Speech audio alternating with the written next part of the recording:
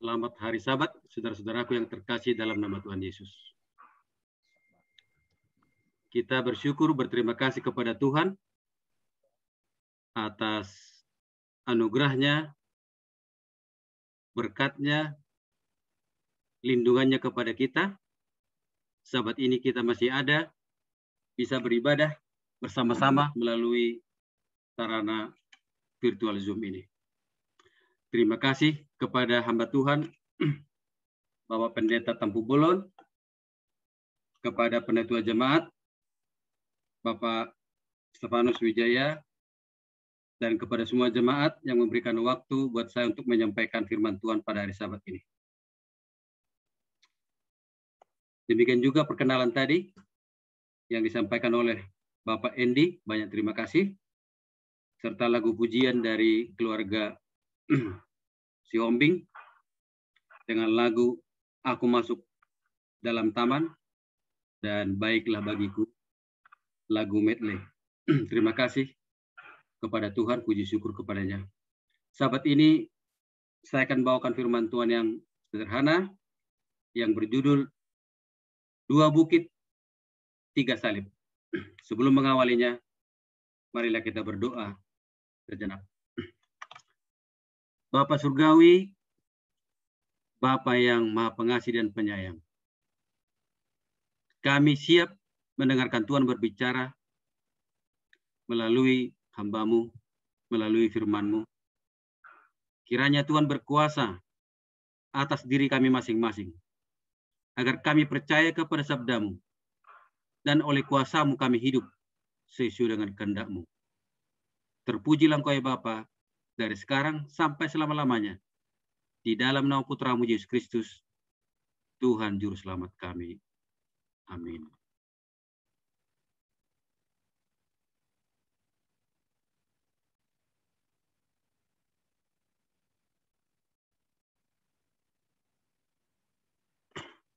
Dua bukit, tiga salib. Saudara-saudaraku yang terkasih dalam nama Tuhan Yesus, sesudah Bani Israel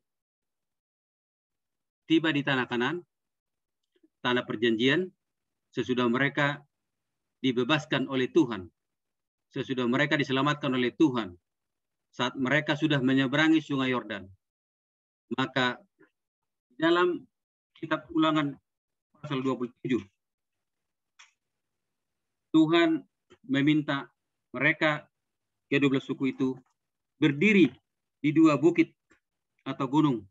Yang pertama di Gunung Gerizim, dan yang kedua di Gunung Ebal atau Bukit Ebal. Yang berada di Gunung Gerizim menyampaikan berkat dari Tuhan kepada umat itu, suku Simeon, Ulangan 27 ayat 12, Simeon, Lewi, Yehuda, Isakar, Yusuf, dan Benyamin. Satu kelompok lagi diminta berdiri di Gunung Ebal untuk mengucapkan kutuk. Suku Ruben, Gad, Asher, Zebulon, dan serta Naftali. Jadi mereka dipisahkan satu tempat yang bernama Sikem, dan waktu itu dengan ajaib Tuhan memberkati kedua kelompok ini, walaupun mereka tidak menggunakan sistem pengeras suara, tetapi suara dari Bukit Gerizim terdengar jelas kepada semua Bani Israel. Demikian juga suara dari kelompok 2 dari Bukit Ebal atau Gunung Ebal terdengar jelas kepada semua Bani Israel, termasuk yang berada di Bukit Gerizim. Saudara-saudara yang terkasih, Tuhan senantiasa rindu memberkati. Dari sejak dunia dijadikan, Tuhan sudah memberkati manusia pertama. Tuhan berkata kepada Adam dan Hawa, diberkatilah engkau, beranak cuculah, penuhilah bumi, jadilah penguasa atas ikan-ikan di laut, burung-burung dan burung-burung di udara, dan segala binatang yang ada di bumi. Taklukkanlah bumi. Beranak cuculah dan berkuasalah atas segenap bumi. Tetapi dengan jatuhnya manusia ke dalam dosa, maka terkutuklah bumi. Dengan susah payah engkau akan mencari makananmu. Kata Tuhan kepada Adam, kau Hawa, dengan susah payah engkau akan mengandung dan melahirkan anak-anakmu, tetapi engkau akan tetap dirahi kepada suamimu. Dan engkau tanah, kau juga terkutuk. Kau akan menjadi tanah yang gersang dan tidak lagi menjadi tanah yang subur. Akan dengan susah payah manusia akan mengerjakanmu, dan engkau akan menumbuhkan semak duri. Dan kau ular, kau juga terkutuk. Kau akan memakan debu seumur hidupmu, dan engkau akan menjalar dengan merayap. Saudara-saudara, dosa telah mendatangkan kutuk. Walaupun dari segi awalnya Tuhan tidak pernah merancang kutuk, tetapi iblis, setan, yang tadinya bernama Lucifer, pembawa terang, tetapi terang yang dibawanya itu terang yang dipalsukan, terang yang dibelokkan, membuat Hawa dan Adam jatuh ke dalam dosa, sehingga datanglah kutuk. Tetapi Tuhan tidak mau manusia tetap terkutuk. Tuhan memberkati. Dia berkata kepada Abraham, engkau akan kujadikan menjadi bapa banyak bangsa. Melalui engkau seluruh bumi ini akan menjadi berkat. Saudara-saudara, walaupun kutuk datang ke dunia, tetapi Tuhan selalu mengembalikan kepada manusia supaya terberkati. Dengan syarat, kalau manusia itu beriman kepada Tuhan, mau melakukan kehendak Tuhan, setia kepada firman-Nya, maka mereka akan diberkati. Tetapi kalau mereka tidak setia kepada firman Tuhan, melanggar kehendak Tuhan, maka mereka akan kutuk. Saudara-saudara, kita mengetahui dalam Ulangan 28 pasal 28 ayat 1 mulai dikatakan di sini oleh Tuhan melalui kedua grup itu, jika engkau baik-baik mendengar suara Tuhan Allahmu dan melakukan dengan setia segala perintahnya yang kusampaikan kepadamu pada hari ini, tentunya melalui Musa, maka Tuhan Allahmu akan memberkati, akan mengangkat engkau di atas segala bangsa di bumi. Segala berkat ini akan datang kepadamu dan menjadi bagianmu. Diberkatilah engkau di rumah, diberkatilah engkau di ladang, diberkatilah engkau di kota, diberkatilah bakulmu, diberkatilah ternak sapi dombamu, lembumu. Tidak akan ada yang keguguran. Engkau akan selalu naik, artinya sukses. Tidak pernah turun, tidak akan gagal. Engkau akan menjadi kepala pengambil keputusan, bukan menjadi ekor yang diperbudak orang lain. Saudara-saudara, kepada bangsa Israel dihadapkan berkat, tetapi sambungannya di pasal 28 juga yang dimulai dari ayat yang ke-15. Tetapi jika engkau tidak sungguh-sungguh mendengarkan suara Tuhan Allahmu, jika engkau menyimpang dari firman Tuhan, maka kutuk ini akan menjadi bagianmu. Terkutuklah engkau di rumah, terkutuklah engkau di ladang, terkutuklah adonanmu, terkutuklah bakulmu, terkutuklah engkau pada waktu berperang. Satu orang musuh mengejar-mengejar kamu beribu-ribu. Saudara-saudara, kamu tidak akan pernah naik, kamu akan gagal, kamu akan diperbudak, dan kamu akan ditawan. Kamu akan diceraikan, dan kamu akan merana. Saudara-saudara, inilah prinsip dua bukit. Dua bukit melambangkan dua berkat. Kalau kita setia mendengarkan suara Tuhan, kalau kita sungguh-sungguh mendengarkan sabda Tuhan, maka segala penghalang berkat akan ditiadakan. Tetapi kalau kita menyimpang dari sabda Tuhan, jikalau kita tidak sungguh-sungguh mengikuti petunjuk Tuhan, maka berkat itu akan terhalang masuk ke dalam keluarga kita, ke dalam kehidupan kita. Sama seperti botol. Kalau botol itu tertutup, maka walaupun ditumpahkan air satu drum, satu tetes pun tidak akan masuk ke dalam botol karena terhalang. Tetapi kalau tutup botolnya dibuka, maka 1 liter pun air dimasukkan akan masuk semuanya. Demikianlah kalau kita menyimpang dari firman Tuhan, botol penerima berkat kita akan tersumbat dan kita akan kering menderita kehausan.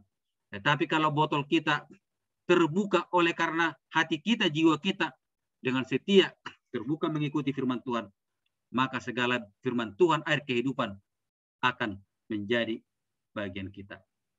Saudara-saudara, dua bukit dengan amfiteater alamiah, di mana lembah Sikem akan memantulkan suara bolak-balik, sehingga suara itu akan menjadi jelas tanpa alat-alat modern seperti sekarang.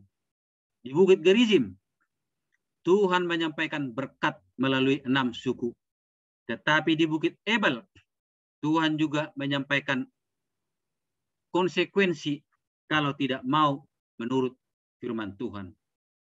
Saudara-saudaraku, pada hari itu mereka memilih berkat atau kutuk. Dan juga kepada kita hari Sabat ini. Dengarkanlah hai Israel, dengarkanlah umat Advent, umat yang sisa, the remnant. Tuhan itu Allah kita. Tuhan itu Esa. Hendaklah engkau mengasihi Tuhan Allahmu dengan segenap hatimu, dengan segenap jiwamu, dan dengan segenap kekuatanmu.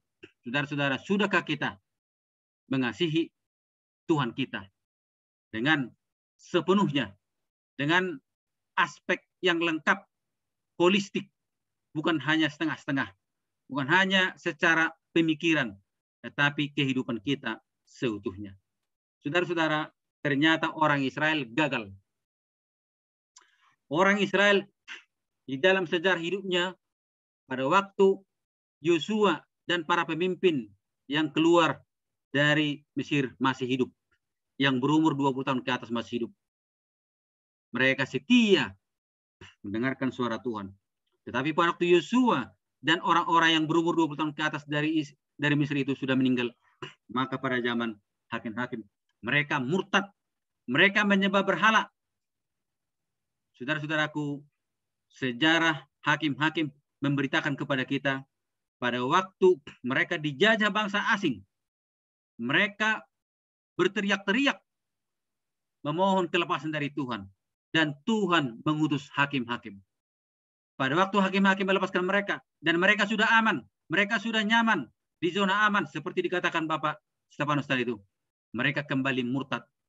Mereka berteriak-teriak lagi minta tolong. Tuhan mengutus hakim-hakim. Mereka menjadi aman.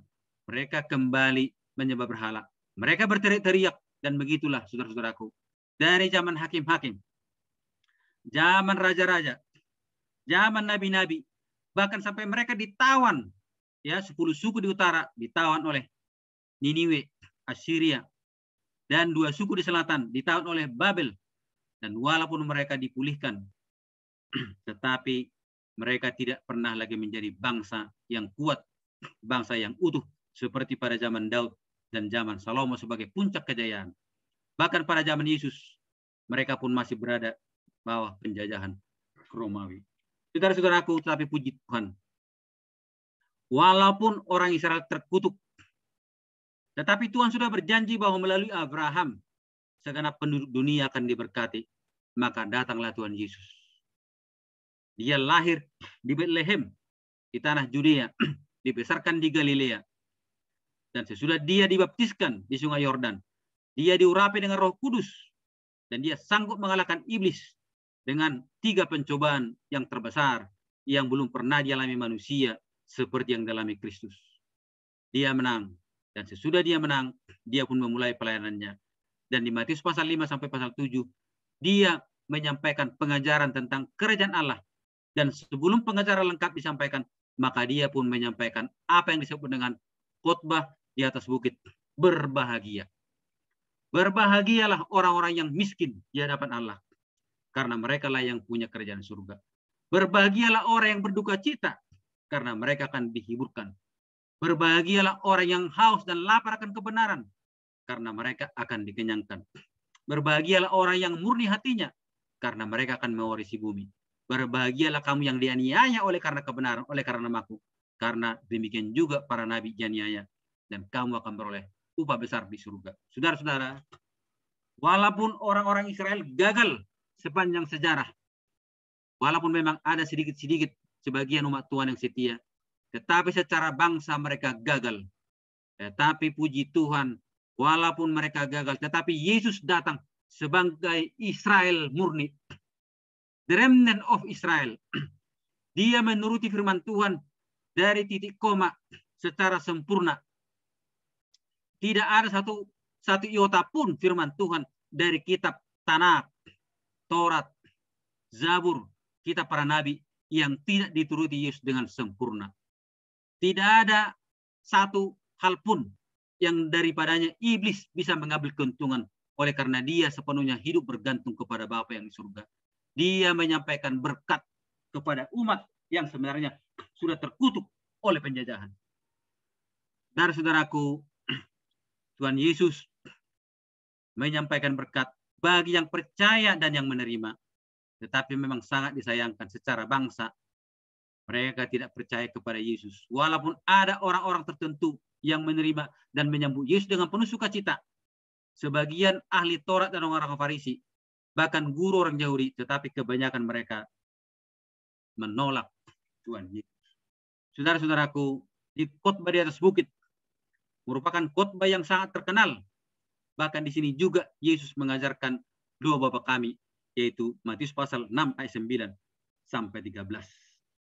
Luar biasa Tuhan Yesus. Dia muncul sebagai Israel baru. New Israel. Israel telah gagal. Tetapi dia muncul sebagai Israel baru. The remnant yang setia. Bahkan pada waktu dia disalibkan, semua murid-muridnya pun pada lari, kabur. Tinggal seorang diri, dia tetap setia kepada Bapa yang di surga. Saudaraku, kita bersyukur kepada Tuhan. Sekalipun bangsa Israel sebagai bangsa gagal, tetapi rencana Tuhan tidak gagal. Rencananya tidak pernah terhambat oleh kegagalan manusia. Baginya tidak ada yang mustahil. Kehendaknya pasti tercapai dengan cara yang tidak masuk di akal sebelumnya oleh umat manusia. Saudara-saudara, sesudah Yesus melayani selama lebih kurang 3,5 tahun, tibalah saatnya dia akan mengakhiri tugas pelayanannya. Maka dia pun pergi ke satu tempat yang bernama Bukit Zaitun. Bukit Zaitun yang tidak terlalu jauh dari kota Yerusalem. Di mana saudara-saudara yang sudah pernah ke Bukit Zaitun akan bisa memandang dari Bukit Zaitun, termasuk kota Yerusalem yang sekarang ini hanya kelihatan tembok ratapan dan juga tentunya atap dari masjid yang sudah dibangun Al-Aqsa di sana. Saudara-saudaraku, Bukit Zaitun inilah tempat kesukaan Tuhan Yesus. Di Bukit Zaitun ini dia sering mengajar dan mengajak murid-muridnya untuk berdoa. Di Bukit Zaitun ini juga Yesus berdoa dan bergumul untuk menyudahi misinya menjadi berkat bagi semua orang sebagaimana yang dijanjikannya melalui Abraham. Pada waktu Abraham siap menghujamkan pisaunya, mengorbankan Ishak sebagai korban bakaran, tetapi Tuhan memberikan korban pengganti, Jehovah Jireh. Tuhan menyediakan dan dia menyediakan dirinya, dan di Bukit Zaitun inilah Yesus bergumul untuk merealisasikan janjinya kepada Abraham, kepada semua manusia, bahwa Tuhan menyediakan korban pengganti walaupun manusia telah terkutuk, tetapi Yesus mengambil kutuk itu ke atas dirinya supaya semua manusia dapat diberkati. Saudara-saudara, konon katanya di Taman Getsemani di Bukit Zaitun itu ada pohon yang katanya inilah pohon itu, katanya sudah berumur lebih dari 2000 tahun. Kita tidak tahu benar atau tidak, tetapi disinilah Tuhan Yesus bergumul, berdoa, memohon kepada Bapa, dan dia berkata, ya Bapa, kalau boleh, lalukanlah cawan ini daripadaku. Tetapi janganlah kehendakku yang jadi, melainkan kehendak mulai yang jadi. Saudara-saudaraku, 3 kali Tuhan Yesus mendoakan doa yang sama di Bukit Zaitun, di Taman Getsemani. Aku masuk dalam taman seperti janjikan tadi oleh keluarga si kambing. Dan Yesus juga berkata, kalau memang cawan ini tidak bisa dilalukan daripadaku, itu pun baiklah, baiklah bagiku. It is well with my soul. Saudara-saudaraku, Yesus mengambil kutuk dosa yang adalah maut ke atas dirinya, meminum cawan itu supaya manusia bisa diberkati dan memperoleh hidup kekal selamanya. Dari Bukit Zaitun, orang-orang memandang Masjid Al-Aqsa dan juga melihat tembok ratapan di mana Yesus pernah meratap dan berkata, Yerusalem, Yerusalem, betapa inginnya aku mengumpulkan engkau bagaikan induk ayam di bawah kepak sayapnya. Tetapi lihatlah, engkau tidak mau, dan akan ada satu waktu di mana tak satu pun batu bertindih di atasnya, dan kota ini akan dilululantakkan, termasuk juga bait suci, dan itu saudaraku telah digenapi. Namun puji Tuhan, dengan tekad yang bulat, Yesus meminum cawan di Bukit Zaitun, memandang Yerusalem yang menolak kasih karunia pengorbanannya. Supaya jikalau ada satu atau dua atau seberapa banyak yang menerima kasih karunia-Nya, tidak lagi ditimpa kutuk, kutuk ketidakbahagiaan, kutuk kemiskinan, kutuk kebodohan, kutuk segala kutuk, termasuk sebagai puncaknya kutuk maut, supaya manusia dapat diselamatkan. Saudara-saudara, sesudah Yesus mengambil kesimpulan dan tekad yang bulat untuk meminum cawan itu, maka di Bukit Zaitun itu pun dia ditangkap.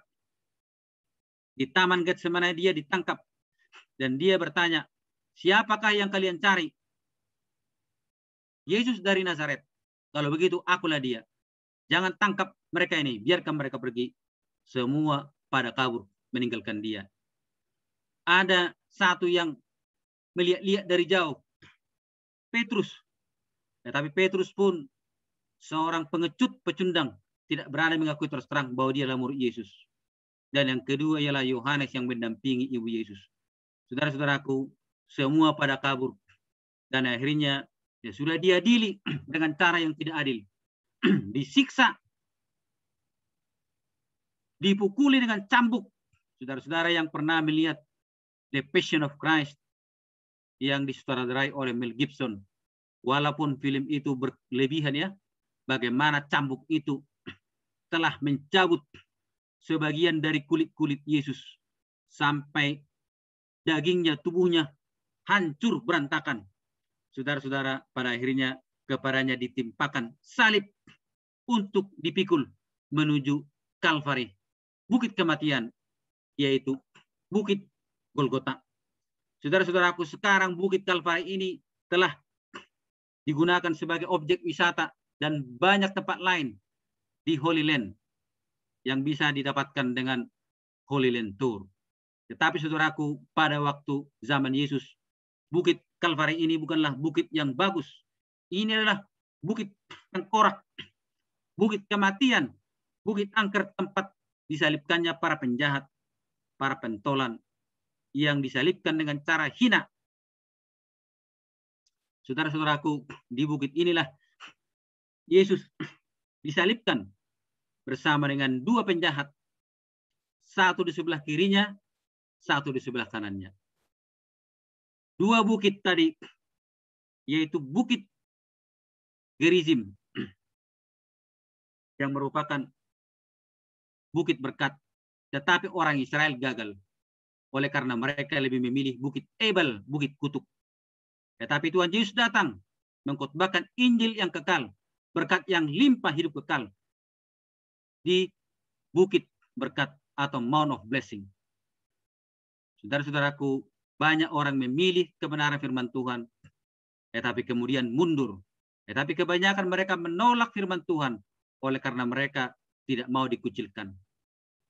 Tuhan Yesus melayani, berkhotbah, menyembuhkan, dan menyampaikan kabar Injil yang kekal, kerajaan Allah, sampai akhirnya dia menyelesaikan tugas pelayanannya. Dan di Bukit Zaitun dia bergumul, dan dia menang, sampai akhirnya dia melaksanakan kegenapan dari tekad yang bulat di Bukit Golgota. Disinilah dia disalibkan. Saudara-saudaraku, sebelum dia disalibkan, serdadu-serdadu melihat pakaian Yesus dan mereka tidak mau mengoyak-ngoyak pakaian Yesus, tetapi mereka membuang undi. Siapa nanti yang akhirnya mendapat? Saudara-saudaraku, di Bukit Golgota inilah paku ditancapkan ke lengan Tuhan Yesus. Di Bukit Golgota inilah paku ditancapkan ke telapak kaki Tuhan Yesus. Di Bukit Golgota inilah dia dikenakan dengan sangat menyedihkan. Dipukul, diejek, dihina, mahkota duri yang sangat tajam menancap di pelipisnya berdarah-darah. Di Bukit Golgota inilah salib itu diangkat dan ditancapkan, dan betapa mengerikannya penderitaan Yesus secara jasmania. Tetapi itu semuanya tidak apa-apa lagi. Oleh karena penderitaan Yesus sesungguhnya adalah di Taman Getsemane. Di Taman Getsemane itu dia berdoa sampai mengeluarkan keringat berdarah-darah. Di Taman Getsemane ini dihina, diejek, dan orang-orang berkata, katanya dia raja, katanya dia penyelamat. Kenapa dia tidak turun dan menyelamatkan dirinya? Demikian juga salah satu dari pencuri yang disalibkan bersama dengan dia, khusus yang sebelah kiri. Dia bilang apa? Kalau kau memang hebat, kalau kau memang berkuasa, ayo nyatakan dirimu. Lepaskan dirimu dan lepaskan juga kami. Tetapi puji Tuhan, pencuri sebelah kanan berkata, kau bicara, kau tidak sadar. Kita ini dihukum oleh karena dosa-dosa dan kejahatan kita.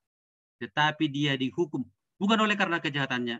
Yesus, apabila engkau tiba di dalam kerajaanmu, ingatlah aku. Dan Yesus berkata, truly I say unto you, sesungguhnya aku berkata kepadamu hari ini juga, engkau akan bersama-sama dengan aku di dalam Firdaus Tuhan. Tuhan memberikan janji pada saat itu juga, bahwa pencuri di kayu salib yang percaya itu akan diselamatkan, walaupun mereka bertiga nanti akan mati dan masih berada di liang kubur, kecuali Tuhan Yesus. Saudara-saudaraku, dua bukit, Bukit Berkat dan Bukit Kutuk. Tetapi umat Israel secara umum lebih memilih Bukit Kutuk. Saudara-saudaraku, bagaimana dengan kita? Kepada kita juga dihadapkan Bukit Berkat Gerizim dan Bukit Kutuk Ebal. Jikalau engkau sungguh-sungguh mendengarkan suara Tuhan Allahmu, itu diucapkan oleh Tuhan kepada umat Israel sesudah keluar dari tanah Mesir, sesudah tiba di tanah Kanan. Artinya sesudah mereka diselamatkan. Saudara-saudara kita semua yang ada di jemaat ini, baik anggota maupun tamu-tamu, saya yakin kita semua sudah diselamatkan. Dan kepada kita sekarang diserukan kembali. Pilih mana? Bukit Berkat atau Bukit Kutuk? Jikalau kita mau memilih berkat, marilah kita mendengarkan suara Tuhan kita dan menuruti perintah-perintahnya dengan setia. Karena dengan itu saja berkat-berkat itu tetap akan dipertahankan dalam hidup kita. Tetapi jikalau kita menyimpang, jikalau kita menganggap diri kita hebat, bahwa kita lah yang membuat diri kita hebat dan tidak perlu Tuhan, maka segala kutuk ini akan menjadi bagian kita. Kita akan dikutuk di rumah, kita akan dikutuk di kota, kita akan dikutuk di ladang, kita akan dikutuk pada waktu berbisnis, pada waktu bekerja. Kita akan menjadi ekor, tidak pernah menjadi kepala. Tetapi jikalau kita dengan rela menerima Yesus yang telah mengubah kutuk menjadi berkat, maka berkat akan menjadi bagian kita di rumah tangga kita, menjadi surga kecil di atas dunia. Kita akan diberkati dengan hikmat akal budi, sehingga kita akan menjadi naik tidak pernah turun, yang artinya kita akan sukses tidak akan gagal. Kita akan menjadi kepala pengambil keputusan dan bukan tukang ekor yang hanya mengikuti kemauan orang. Bahkan Tuhan juga akan menyediakan buat kita kehidupan abadi kekal selamanya, bahkan surga yang disediakan di dalam Wahyu pasal 21 dan 22. Saudara-saudaraku, Yesus mati menanggung siksa dan menganggung malu. Saudara-saudaraku, Yesus diambil pakaiannya. Dalam lukisan-lukisan yang kita lihat biasanya Yesus dikenakan sedikit pakaian yang menutupi bagian tertentu tubuhnya. Tetapi karena Yesus sesungguhnya dia benar-benar dipermalukan. Sampai orang-orang pun tidak tahan melihat Yesus disalibkan. Sampai mereka tutup mata. Kenapa? Karena kemungkinan besar Yesus itu ditelanjangi, disalibkan, saudara-saudaraku. Dia yang kaya menjadi miskin. Supaya melalui kemiskinannya kita menjadi kaya. Dia yang terhormat, yang mulia. Dia dipermalukan, ditelanjangi. Supaya kita tak perlu lagi dipermalukan dan ditelanjangi seperti Yesus. Dia yang sumber segala kehidupan. Dia menjadi mati. Supaya melalui kematiannya kita beroleh hidup yang kekal. Saudara-saudaraku, di dalam Yesaya pasal 53 dikatakan, dia seperti domba yang dituntun ke pembantaian. Dia tidak membuka mulutnya seperti domba yang keluh. Tetapi sesungguhnya dosa kita lah yang ditanggungnya. Tetapi sesungguhnya penyakit-penyakit kita lah yang ditanggungnya. Oleh belur-belurnya kita disembuhkan. Sesudah kesusahan jiwanya, jiwanya menjadi puas. Oleh karena dia melihat keturunannya. Dia membenarkan banyak orang dan jiwanya menjadi puas. Dia mati, saudaraku, sebagai pemenang. Dia dimasukkan dalam kubur yang tadinya disiapkan oleh Nikodemus. Tetapi pagi-pagi benar, pada hari pertama minggu itu, ternyata dia pun bangkit, saudaraku, menjadi pemenang. Dia berkuasa menyerahkan nyawanya pada waktu dia berada di salib. Dan dia sesudah minum anggur yang asam itu, sebagai ayat inti tadi itu, dia berseru nyaring dan menyerahkan nyawanya. Dan dia pun dikuburkan. Tapi kemudian dia bangkit. Para penjaga kubur yang digaji oleh para penguasa waktu itu tidak kuasa menahan dia di dalam kubur. Dengan penuh kuasa dan kemuliaan dia bangkit dan meninggalkan kubur yang kosong itu menjadi bukti bahwa dia pun telah mengalahkan maut. Hai maut, di manakah sengatmu? Hai maut, di mana kuasamu? Saudara-saudaraku, Yesus the remnant yang mengambil kutuk ke atas dirinya oleh karena umat-umat yang tidak setia. Dia juga yang telah mati untuk semua kita. Dan dia telah bangkit untuk naik ke surga. Kubur yang kosong membuktikan bahwa dia telah berkuasa mengalahkan maut dan dosa. Dan mengubah kutuk menjadi berkat. Dan dia bangkit naik ke surga dan memberkati murid-muridnya. Saudara-saudaraku, maukah saudara pada hari Sabat yang kudus ini menerima Yesus sebagai wakilmu, sebagai tumbalmu, sebagai pengganti dirimu, supaya semua berkat yang disiapkan oleh Tuhan dari sejak dunia dijadikan sampai akhirnya menjadi kegenapan di dunia baru nanti, semua akan menjadi milik kita. Saudara-saudaraku, Paulus katakan tadi di ayat bersautan kita, penderitaan tentang salib itu adalah kebodohan, batu sandungan kepada orang-orang Yahudi, dan menjadi kebodohan kepada bangsa Yunani. Orang-orang maunya menang, jangan mati. Tetapi salib, pekabaran yang luar biasa, kelihatannya lemah, tapi penuh makna. Salib melambangkan mati terhadap dosa, mati terhadap diri, segala nafsu, buangkan dunia, terima Yesus. Agar kita bisa menikmati berkat yang limpah, berkat yang abadi, kekal selamanya. Saudara-saudaraku, di mata dunia, kematian adalah kekalahan. Tetapi Tuhan memutar, membuat satu perubahan. Justru kematian merupakan kemenangan. Dunia menganggap salib adalah kebodohan. Tetapi di mata Tuhan, dia menggunakan yang paling lemah, yang paling hina, untuk memutarbalikkan dunia, menunggang balikkan dunia. To turn the world upside down. Kembalikan dunia ini. Mana kehinaan menjadi kemuliaan. Kekalahan menjadi kemenangan. Mahkota duri menjadi mahkota kemuliaan. Saudara-saudaraku, dua bukit. Bukit kutukan dan bukit berkat. Tetapi ada tiga salib. Sebelah kiri, salib pencuri, salib penolakan. Di sebelah kanan, salib yang percaya kepada Yesus, salib penerimaan, dan di tengah sebagai senter, sebagai pusat, ialah salib Yesus, salib penyelamatan. Saudara-saudaraku, salib manakah yang saudara pilih? Apakah salib penolakan atau salib penerimaan yang di tengah, yaitu salib penyelamatan? Bukit manakah yang saudara mau pilih?